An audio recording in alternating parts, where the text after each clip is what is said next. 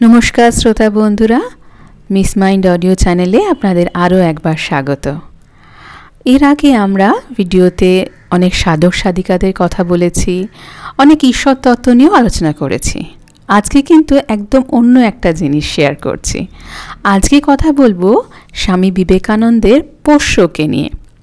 स्वामी विवेकानंदेर दुटी पोष्य छिलो, एकटी हच्छे छागल, तार नाम मोटरू, आरेकटी छिलो नेड़ी कुकुर जार नाम छिलो बाघा।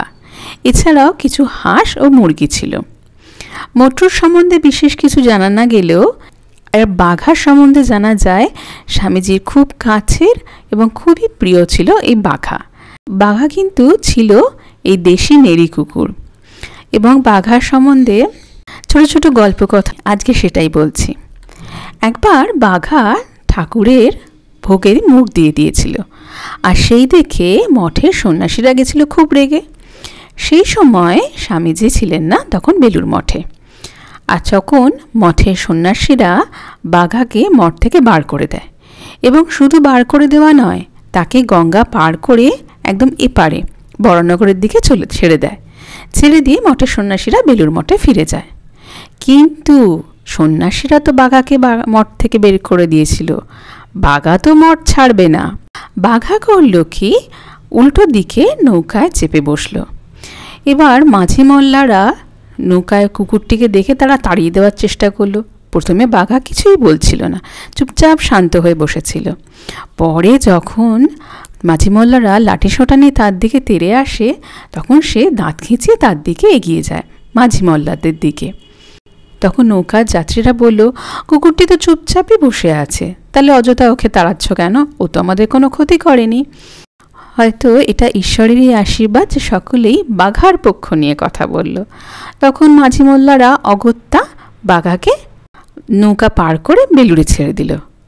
কিছুক্ষণ বাদে এরপর মঠে সন্ন্যাসীরা বাঘাকে দেখতে পেয়ে ফের তাকে বড়নগরে আবার ছেড়ে দিয়ে গেল নৌকা পার করে। বাঘা কিন্তু নৌকা পার হয়ে ঠিক আগের মতোই আবার চলে এলো বেলুর মঠে। এবার সে কাউকে দেখা না দিয়ে লুকিয়ে রইল একটা জায়গায়। সকলেই জানতো বাঘা চলে গেছে।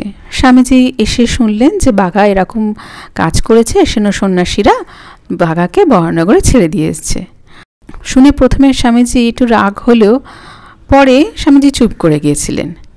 কিন্তু বাঘা জানতো যে স্বামীজি অনেক ভোরে ঘুম থেকে ওঠে এবং গঙ্গা স্নান করতে আসে এবং ভোরবেলা মঠের চারপাশ পায়চারি করে। বাঘা তো সেই সুযোগের অপেক্ষায় ছিল। বাঘা করল কি, যেই না স্বামীজিকে দেখা অমনি তার পায়ের কাছে এসে কুঁই কুঁই করে নাক ঘষতে লাগলো। স্বামীজি বুঝলেন যে বাঘা তার কাজের জন্য অনুতপ্ত এবং সে মঠ ছেড়েও যেতে চায় না, কারণ সে তখন মঠেরই একজন হয়ে গেছে। তখন স্বামীজি সকলকে বললেন যে বাঘা এখন থেকেই মঠেই থাকবে, তোমরা বাঘাকে কোনো রকম শাস্তি দেবে না। এই শুনে বাঘার যে কি আনন্দ, সে লেজ নাড়তে নাড়তে সকলের দিকে তাকায় আর স্বামীজির গায়ে মুখ ঘষতে থাকে। বাঘাকে তখন আর পায় কে। বাঘা এরকমভাবে মঠে অনেক দিন কাটিয়ে দিল। মঠেরই একজন সে ছিল। সে ঠাকুর বলতেন না যে পূর্বজন্মের সংস্কারের ফলে আসে, হয়তো সেও কোনো যোগী ছিল, সংস্কার বা কোনো অন্যায় কাজের ফলে তারই কুকুর জন্ম হয়েছিল। বাঘার যখন শরীর চলে যায়, অর্থাৎ বাঘা যখন মারা যায়, তখন বেলুর মঠের সন্ন্যাসীরা বাঘাকে গঙ্গার জলে ভাসিয়ে দেয়। পরদিন দেখা গেল ভাটার টানে বেলুর মঠের ঘাটে সিঁড়িতে বাঘার সেই নশ্বর দেহ এসে ভেসে রয়েছে। তখন সবাই বুঝল যে বাঘা এই বেলুর মঠেরই একজন এবং সে বেলুর মঠ ছেড়ে তখন কোথাও যেতে চায় না। সেই জন্য তখন স্বামীজির আদেশে বেলুর মঠের মাটিতেই বাঘাকে সমাহিত করা হয়। সামান্য সারমেয়, অথচ কত তার গভীর ভালোবাসা। দক্ষিণেশ্বরও কিন্তু এরকম একটি সারমেয় ছিল, একটি দেশি নেড়ি কুকুর। যখন মা ভাবতারানী আরতি হতো, সে তখন নাট মন্দিরের পিছনে বসে আরতি দেখত, গঙ্গার জল খেত। ঠাকুর বলতেন হয়তো ওর কিছু ভোগ প্রারব্ধ বাকি ছিল, সেটা এই জন্মে হয়ে গেল, নয়তো দক্ষিণেশ্বরে আর কত নেড়ি কুকুর আছে, কই এমনটা তো দেখি না। শালপাতায় যে যা মায়ের প্রসাদ ফেলে দেয় ও সেটাই খায়, গঙ্গার জল খায়, মার আরতির সময় বসে বসে মাকে দেখে। জীবে দয়া, জীবে প্রেম।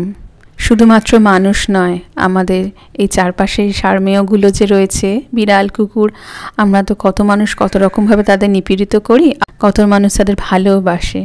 আরেকটা ঘটনা শেয়ার করছি।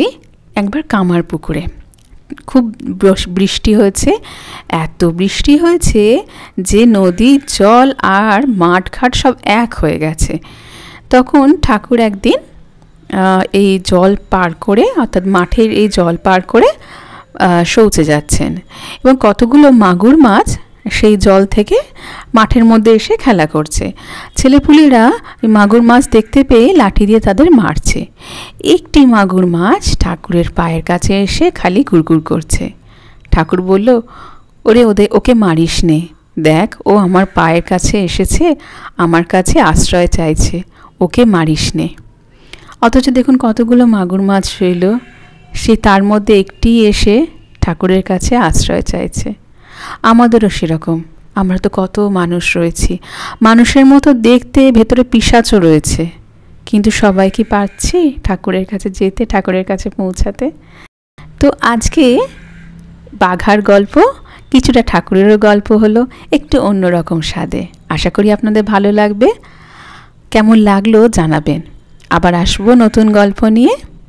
ততদিন ভালো থাকবেন। নমস্কার, ধন্যবাদ।